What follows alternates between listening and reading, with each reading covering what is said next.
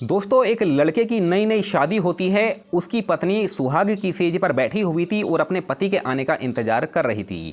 लेकिन ये जो लड़का होता है वो अपने दोस्तों में शादी की पार्टी में मगन था, शराब के नशे में था और शराब के नशे में वो ये भूल जाता है कि उसकी पत्नी सुहाग रात पर उसका इंतजार कर रही है।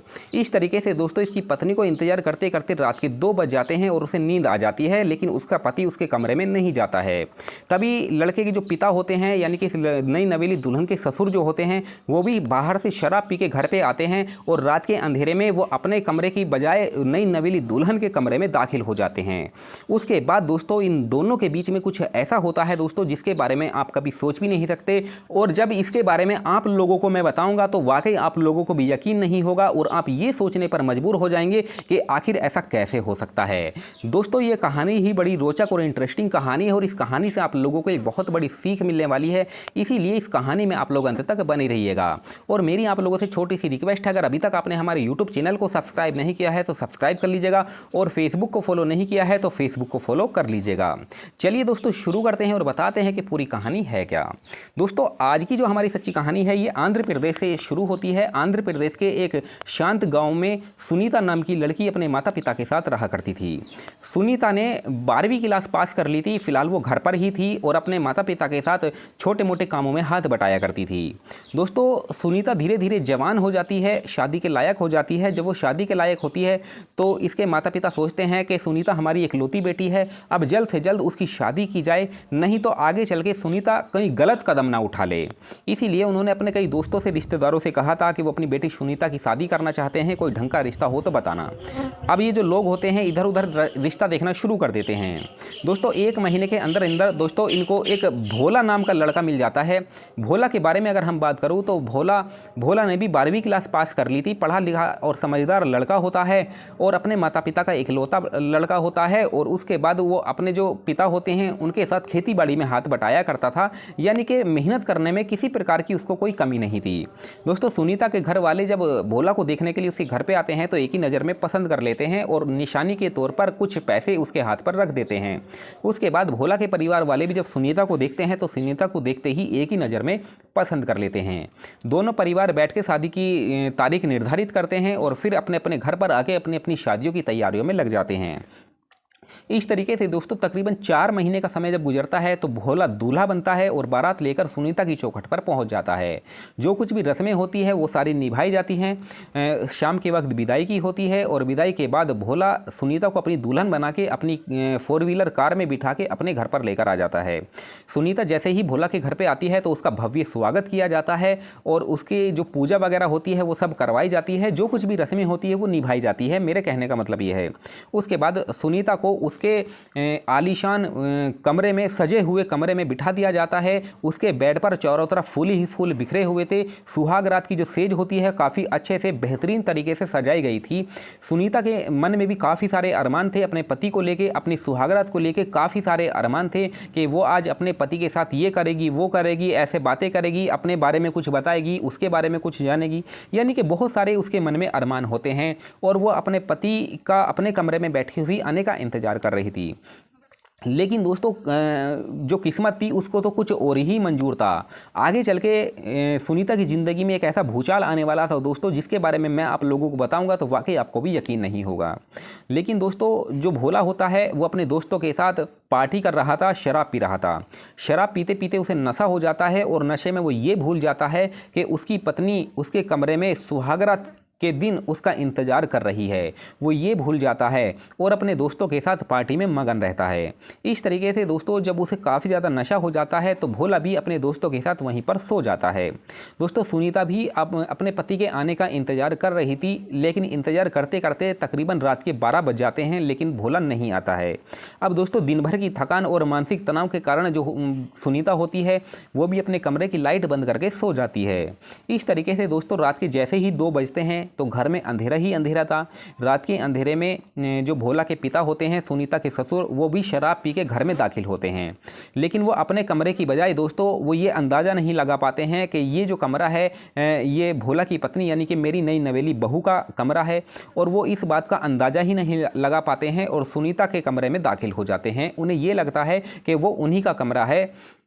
उसके बाद दोस्तों जब कमरे में थोड़ी सी आहट होती है तो सुनीता को भी लगता है कि हाँ उसका पति अब कमरे में आ गया है। उसके बाद दोस्तों इसके जो ससुर होते हैं वो बेड पर जाकर बैठ जाते हैं, लेकिन जब जैसे ही वो बेड पर बैठते हैं तो उन्हें कुछ एहसास होता है, उन्हें लगता है कि ये कमरा शायद मेरा नहीं है। उसके बाद सुनीता को भी कुछ एहसास होता है और जैसे ही वो उसकी आंखें खुलती है, नींद से उसकी आंखें खुलती है और कमरे की लाइट जब जलाती है दोस्तों तो देखती है कि उसके ससुर उसके पास बैठे हुए हैं।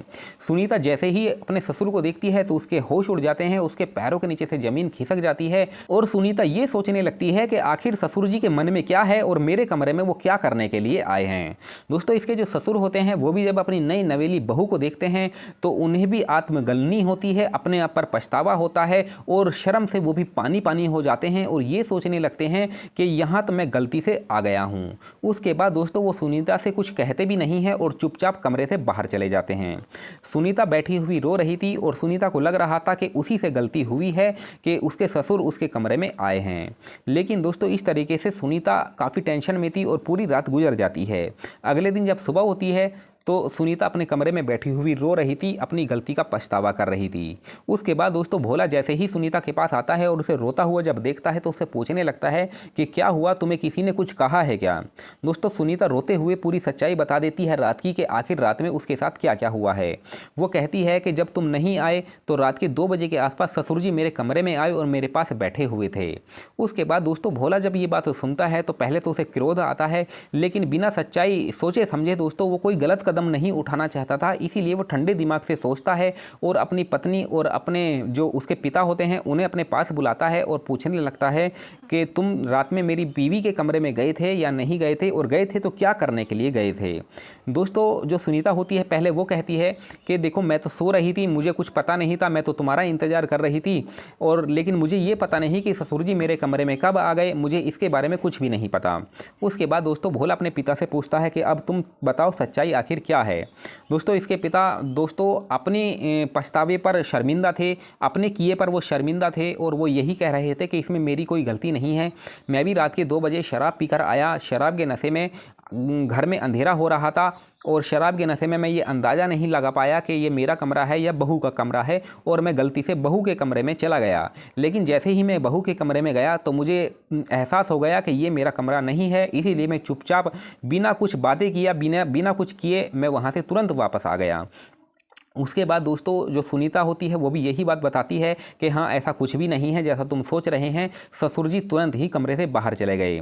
उसके बाद दोस्तों जो इसके ससुर होते हैं सुनीता के, उन्हें भी अपनी गलती का एहसास होता है, अपने आप पर पछतावा होता है और हाथ जोड़कर वो दोनों के सामने खड़े हो जाते हैं और कहते हैं कि बहू तुम मुझे माफ़ कर दो, बेटा तुम मुझे माफ़ कर दो, मुझसे बहुत बड़ी गलती हो गई है, अपनी गलती का मैं पछतावा करता हूँ और आगे से इस तरह की गलती कभी नहीं होगी। उसके बाद मैं ये भी कसम खाता हूँ कि आगे से मैं कभी शराब को हाथ भी नहीं लगाऊंगा और ना ही नशा करूंगा, क्योंकि नशे की वजह से मेरा दिमाग काम करना बंद कर दिया और मुझसे इतना बड़ा अपराध हो गया। उसके बाद भोला भी सुनीता को समझाता है कि देखो सुनीता, इसमें ना ही पापा की गलती है ना ही तुम्हारी गलती है, जो कुछ भी हुआ है वो अनजाने में ही हुआ है। अब हमें इस बात को यहीं पर भुला देना चाहिए, क्योंकि धीरे धीरे अगर ये बात बाहर में पता लगेगी तो इसमें हमारी ही बदनामी है। सुनीता उससे कहती है कि तुम टेंशन बिल्कुल भी मत लो, मैं इस बात को बहुत जल्दी ही भुला दूंगी और इसके बारे में बाहर किसी को पता भी नहीं चलेगा। उसके बाद दोस्तों सब कुछ सामान्य हो जाता है और सुनीता इसके घर में काफ़ी अच्छे से रहने लगती है। और ये जो भोला होता है ये भी अपनी गलती का एहसास करता है कि समय पर वो अगर अपनी पत्नी के पास पहुंच जाता और अपने दोस्तों के साथ पार्टी में मगन ना रहता तो शायद इतना बड़ा अपराध या इतनी बड़ी दुर्घटना ना होती। उसे भी अपनी गलती का एहसास होता है और वो भी कसम खाता है कि आज के बाद वो शराब को हाथ भी नहीं लगाएगा। तो दोस्तों इस कहानी और इस घटनाक्रम को सुनाने का हमारा मकसद आप लोगों को परेशान करना नहीं था, बल्कि आप लोगों को ये जानकारी देना था दोस्तों कि जब इंसान नशा करता है, शराब पीता है, तो जो नशा होता है उसकी बुद्धि को हर लेता है, उसका दिमाग अच्छे से काम नहीं करता है। इसीलिए जाने अनजाने में लोगों से कुछ ऐसी गलतियां हो जाती है दोस्तों जिसका पछतावा करना भी काफ़ी मुश्किल होता है। इसीलिए दोस्तों और इंसान को अपनी जिम्मेदारी को भी निभाना चाहिए। जब नई नई शादी होती है तो उस नई नई शादी में दोस्तों कुछ ऐसे मामले होते हैं जिन्हें सही से सोच समझकर निभाना ज़रूरी होता है। अगर आप अपने नशे में मौज मस्ती में मगन रहोगे तो शुरुआत से ही अगर जब रिश्ता टूट जाए या शुरुआत में ही जब रिश्ता बेकार हो जाए तो आगे चल के उस रिश्ते में दरार आ जाती है और फिर वो बात नहीं रहती है। तो इस कहानी से आप लोगों को क्या सीख मिलती है और इसमें किसकी गलती थी, आप हमें ये बताइए। चलिए मिलते हैं फिर किसी और वीडियो में, तब तक धन्यवाद।